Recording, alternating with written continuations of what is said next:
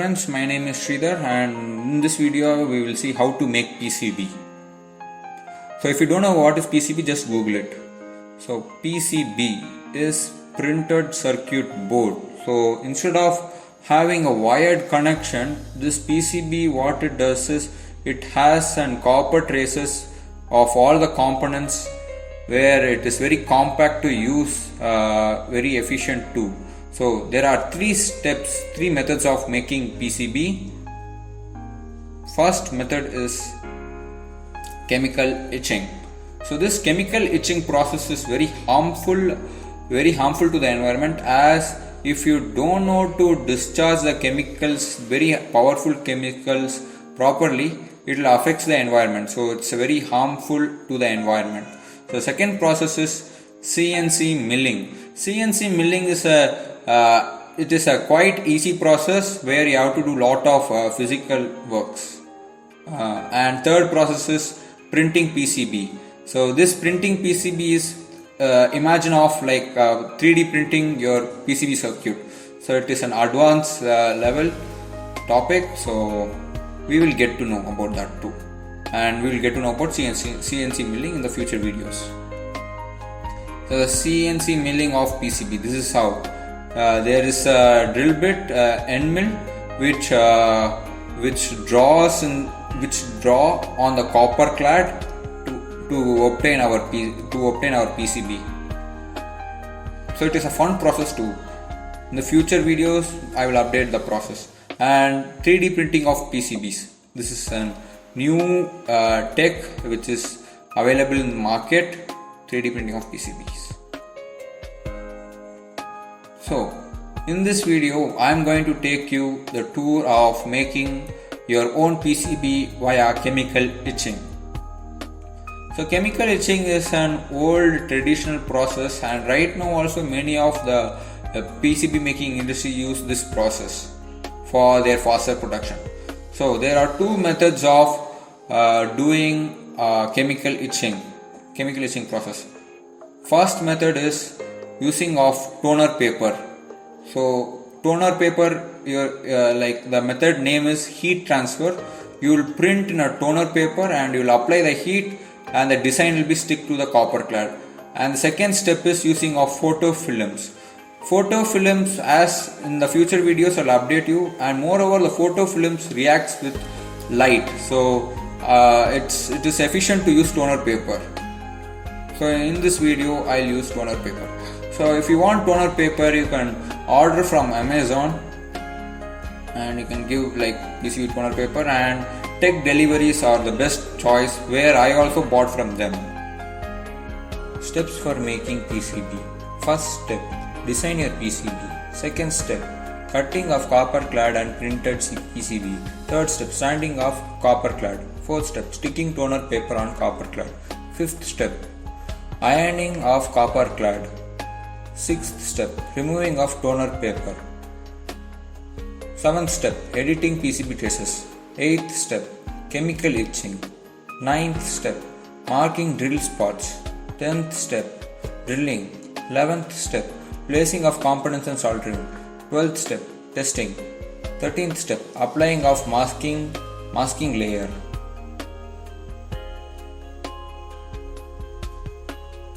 Step 0, design your PCB.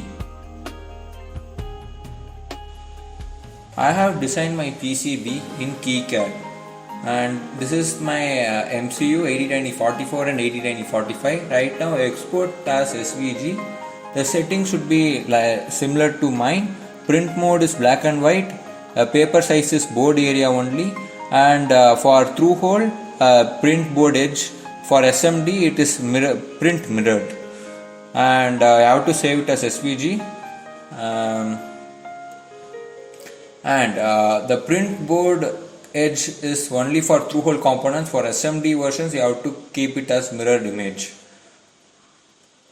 And if you have any other SVG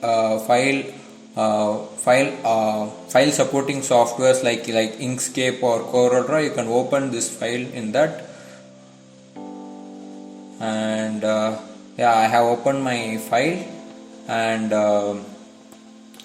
you can actually After exporting, the traces are broken into parts. Now you have to group everything. So Control A for selecting all and Control G for grouping into a single photo, single layer. And you have to position in the center of the page, not in the corner. You have to place the layer in the center, not in the corners. And go to Files, Print, and I have a HP LaserJet 1020, and right now click Preferences, Finishing, Print Qualities, keep it as Fast Res 1200 and apply and print. Press Print. Step 1. Printing design on toner paper. So I have given print and I have connected my HP LaserJet 1020, yeah. And for this making PCB, I have to print only in LaserJet printer. You should not print in DeskJet or inkjet because you will not get the desired output. Only LaserJet is recommended. And as you see, my trace outer trace has been for the first PCB is not clear because I have kept in the corner. So I recommend you to keep in center, not in the corners. Step 2. Cutting of copper clad and printed PCBs. So I have taken the printout of my PCBs. Right now I have to cut. So I have my scissors and I am cutting the toner paper where my printed PCB is located. And this toner paper can be reused again. So better to keep with you, and you can reuse it number of times. So I do save paper. Yeah. And mark the area of copper clad where mark the area which you want to use in copper clad, and cut it. And ruler is very important because I am going to use my scriber. That the tool is scriber tool. This scriber tool is used for cutting acrylic sheet and PCB sheets, and you should use ruler and cut with scriber because then only you can get perfect straight line cut.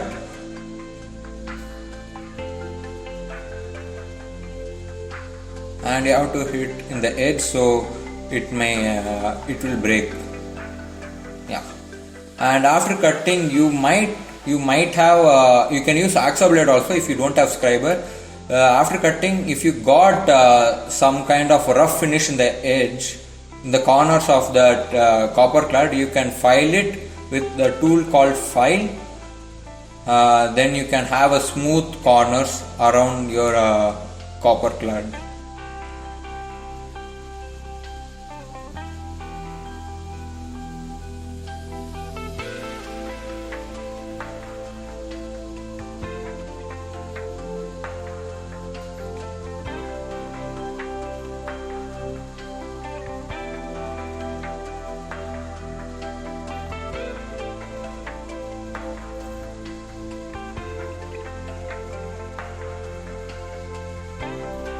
I have got my required piece, and final finishing,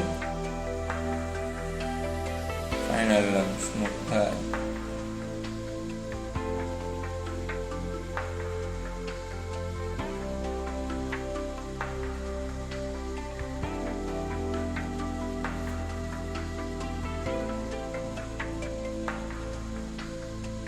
Step 3. Sanding of copper clad. This step is very important because the copper clad has top surface very rough. So the process I am doing is wet sanding. You have to wet sandpaper and the copper clad. So you will get the top of the copper layer is smooth and fine finish.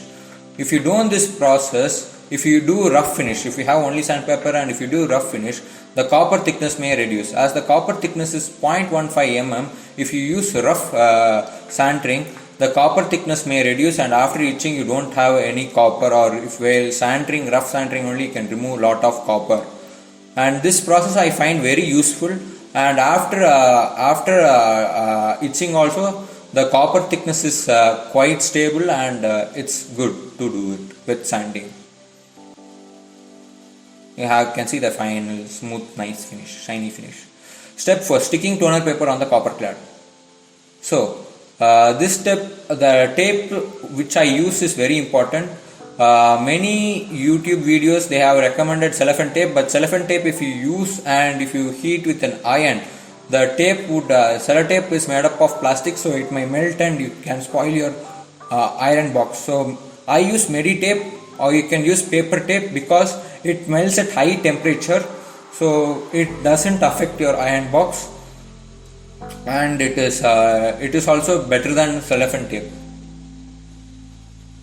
And I recommend paper tape. Paper tape is very good.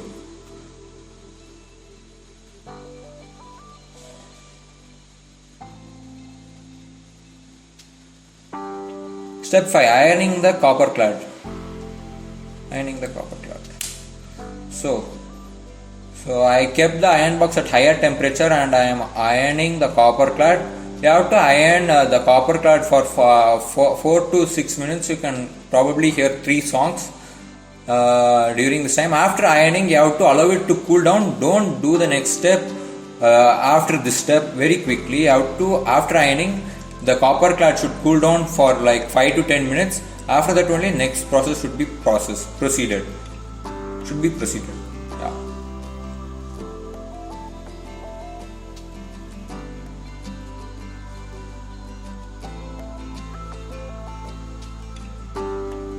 And it should be like brown color after ironing. Step 7, removing of toner paper. So after ironing the copper clad, it should be cooled down for 10 to 15 minutes, and you can gently place this step is a very crucial step because I have failed many times.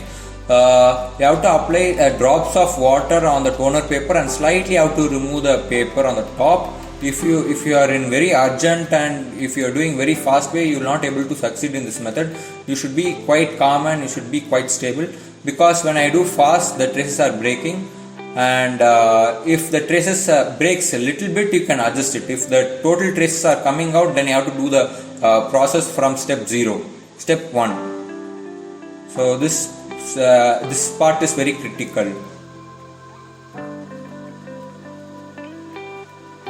And it will take more time to remove the toner paper. I recommend after removing the tape, remove the tape first, then remove the toner paper, because I do that way. Yeah. And you will get that traces. And editing the traces. Many times even I also got the traces broken after removing the toner paper. So I found a way to how to rebuild the broken traces again. You can see that, right? The traces are broken over there and there. Some few areas you can see this area is very clear, and you see completely the traces are gone. So the traces can be rebuilt by OHP marker and whitener with toothpick. OHP marker, CD marker, and a whitener.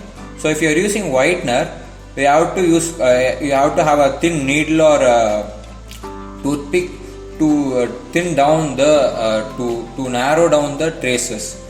If you are using OHP marker and you can just apply on the traces where the traces are missing, there is no use of needle or toothpick over there, because the whitener has a very wider area where it can flow the whitener, and you have to adjust it, right? So you need a toothpick, and I have did the traces. Yeah, you can see that, right? I have did it in OHP marker only. I re-edited the traces, and it's good.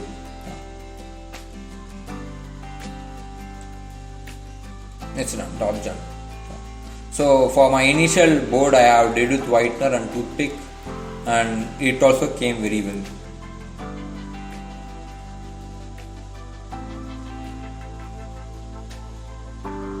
Step 9, chemical etching.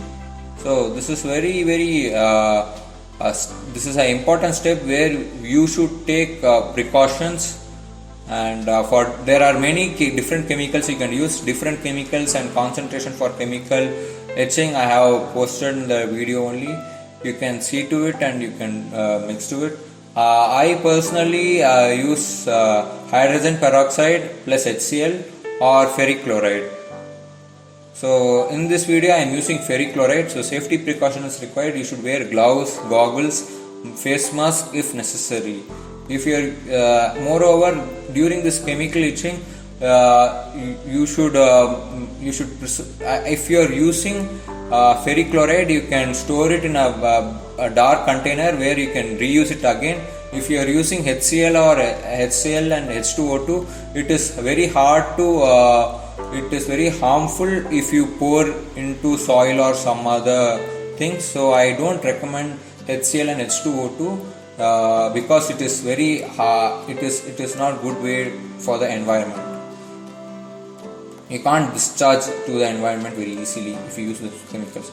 So after in this chemical reaction, I have used 1:2 ratio of water and ferric chloride. So ferric chloride is 1 and water is 2, 1:2 ratio, and you have to constantly stir it because when how much you stir it, that quick how much ever you stir it, the faster the chemical itching process will be done, because by stirring you are making the reaction very spontaneous, and you can increase the time for the itching process. You can do it very quickly if you shake it very well. Yeah. And moreover, if ferric chloride and HCl, H2O2 fell in your hand, the solution fell in your hand, please do wash your hand, wash your eyes, wash your nose if it falls anywhere, because they are too acidic in nature and it can cause several burns too. After 4 hours, why 4 hours it took for me? Because I had pretty less ferric chloride solution and more number of water I added. The concentration was not so proper, so it took 4 hours, but probably it will take 45 minutes if you use perfect concentration level. Yeah, 4 hours ferric chloride. This is HCl plus hydrogen peroxide, 2 hours, and this is ferric chloride with higher concentration. It finished in 30 minutes. And step 10, cleaning of PCB with acetone or isopropyl alcohol, IPA. So after chemical itching, it is necessary to clean the black dye with isopropyl alcohol or acetone. With acetone, you can just pour acetone and you can clean it. If you are using IPA, you should have a sandpaper, because IPA doesn't react effectively with the dye, and if you rub it with sandpaper, you can do it quickly. Step 11, marking drilling spots. So for marking drilling spots, you should have a needle, and I am using a tweezer to hold that needle, and cutting plier to make counter punch.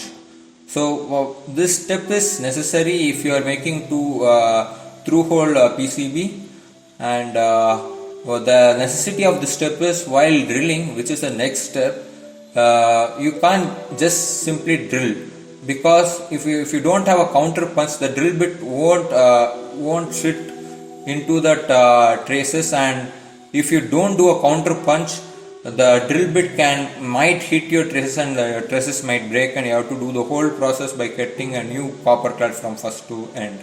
So this step is counter punching is very important. If you do it, the drill bit will sit in the counter punch and you can drill it very easily. And this is only for through hole boards. For assembly, it's not necessary to.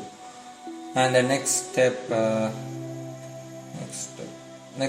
12 is drilling. Yeah. So drilling is important step for through hole boards, and you should not use drill bit maximum than your how did you design, right? The hole design, it should not exceed maximum that hole size. So my hole size is 1.5 mm, so I am using 1 mm drill bit, and I am using Dremel tool, which is handy tool. You can drill from your home, you can drill from your any place, like from your desk too.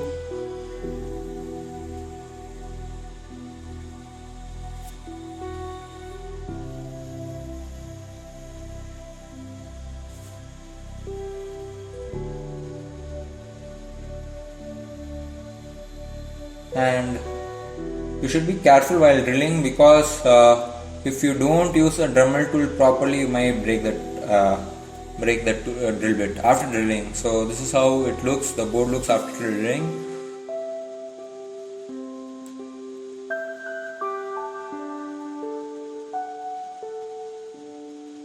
So after this also you can gently rub it with sandpaper so that extra portions are removed. So next step 13 is placing of components and soldering. So placing components.